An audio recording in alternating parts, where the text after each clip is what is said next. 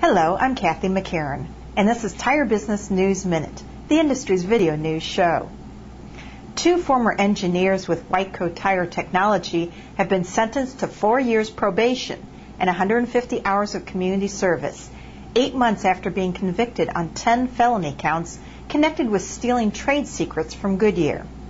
According to prosecutors, Clark Roberts and Scott Howley worked for Whiteco in 2007 when they visited Goodyear's Topeka, Kansas plant, secretly took photos of a Goodyear tire building device, and then emailed the photos to a Whiteco subsidiary.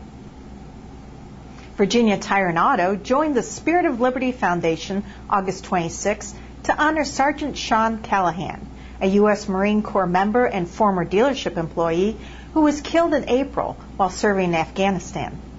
During the ceremony, Virginia Tire presented a $1,000 check in honor of Sergeant Callahan to the foundation, which supports members of the armed services and their families.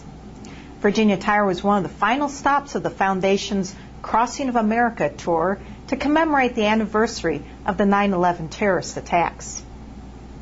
Finally, Donovan's Auto and Tire in Cincinnati has been in business for more than half a century, but last year was a record year for that dealership. That's because the family-run dealership employs several strategies to attract and retain customers, including an updated waiting room and old-fashioned honesty. I spoke with owner Dale Donovan, who shared some of his best practices. Everything adds up, as far as you have to take care of the customer. One of the things that we do is we are straightforward with the customer. We try to let them know that everything's wrong with their car. Perfect example, I had a gentleman in today who I told him he needed approximately $1,000 worth of work. And it's an older car, and I explained to him that I could do this $1,000 worth of work and it might not last 6 months. So, after talking to him for a while, we, discussed it.